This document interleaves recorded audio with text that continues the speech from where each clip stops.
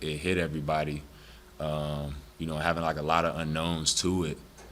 Just having to go through these protocols, which is new for everybody. So I just for me like it's just different because I've never like faced or been in a pandemic like this, and yeah, like I said, it's just different for everybody, and it's something new, but people finding more about it like day by day. So we just following whatever protocols the league sends to us. Calhoun? Hey, Alfonso, Kyle Boone with the Orange County Register. How you doing, man? I'm good. Just based on obviously going through the protocols at the start of the season, joining late, and only being able to play in this last preseason game, where are you at health-wise and conditioning-wise, and how far is it to get to the point where you want to get for the regular season? I mean, I feel like I'm in pretty good shape. I think for me it's just getting in sync with the guys. On the offensive end, defensive end. But body wise for me, like I feel good, and I'm just excited to be a part of this organization and just get out there and contribute in any way that I can. Were you able to train or condition while you were away from the team? Yeah.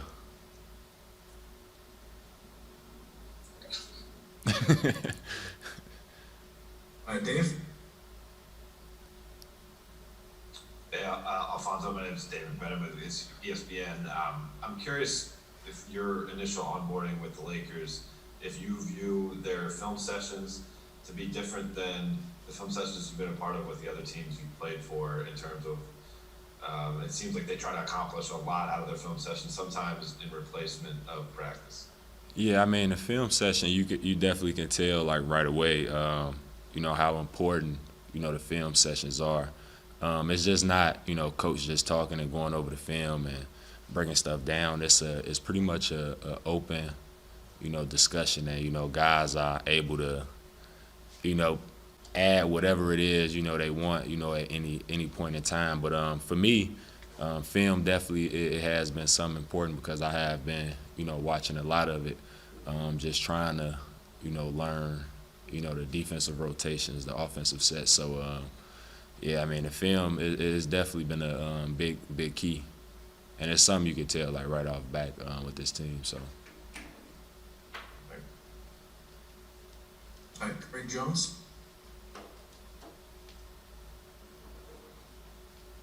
How you doing, Alfonso? What's going on? what's good? How is y'all's motivating purpose?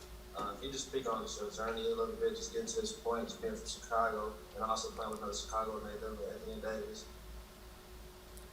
Well, I mean it's a few Chicago guys here, AD, Taylor, Yes, um, yes, Ed in the strength and conditioning department. But man, I mean my journey it's definitely been intriguing, definitely been an interesting one. But man, I'm just excited to be in this position, to be in this league first and foremost, but to be in an organization like the Lakers and being around um, the great players that we have. So for me, I'm just grateful and just thankful for this opportunity. And like I said earlier, I'm here to contribute in any way possible. So much success to you. man, appreciate it. Brian, I think we're going to wrap. Kyle Boone has a follow-up, so Kyle?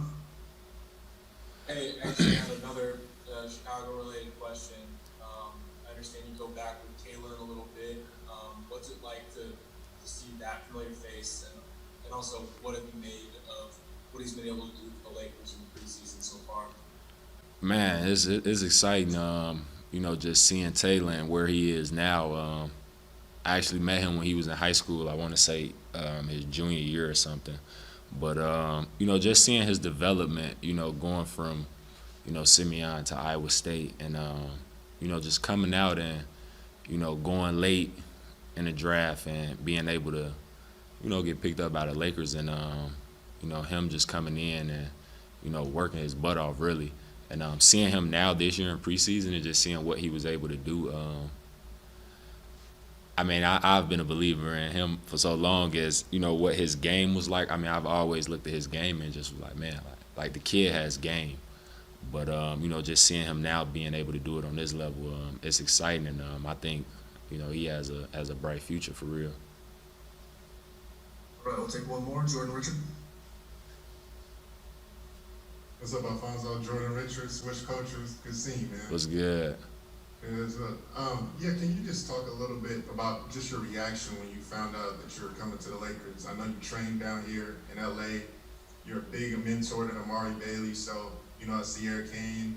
Can you just talk about what it just means to be in LA and your reaction and how it can help Amari see, to go on the pro journey?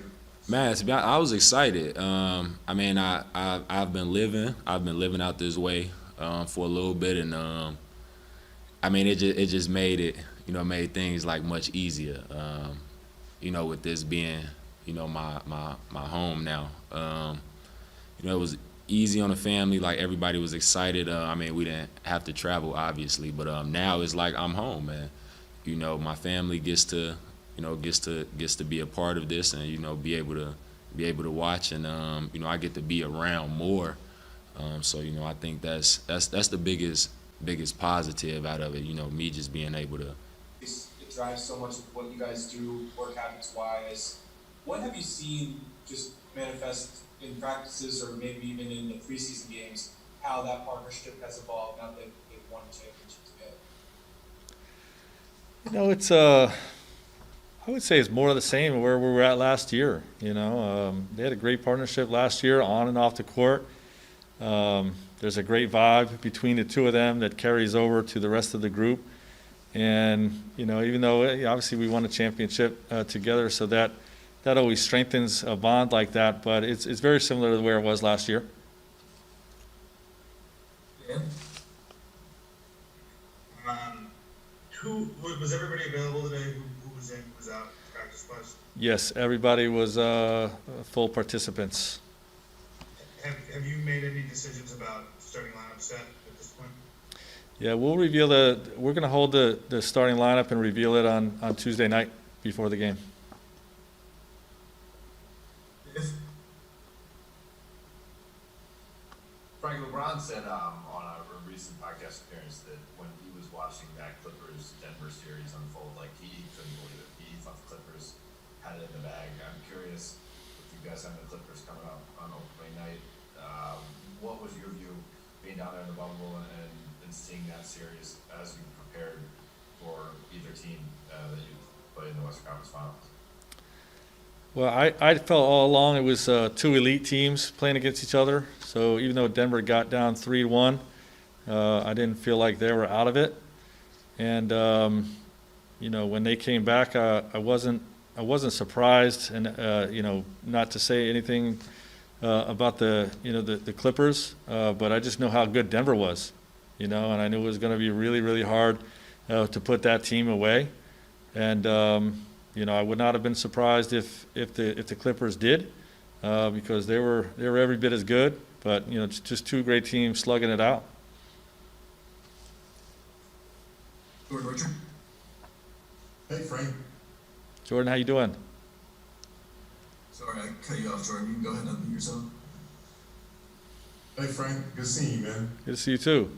Can you talk about Marc Gasol's passing ability and just how it helps his offense? There's a lot of times I've watched in the film session just, Marc would catch it at the top of the three-point circle or as a trail big, and you'll run like a down screen for AD, or they'll have like a backdoor cut from Dennis Schroeder. And then just a play that just comes to mind with me is 2 games ago, you told Taylor to set a down screen for Markieff, and he got a layup. Can you just talk about his passing ability and what it brings and how it opens up the offense for this team? Yeah, it's really remarkable that the skill set that Marc has at his size.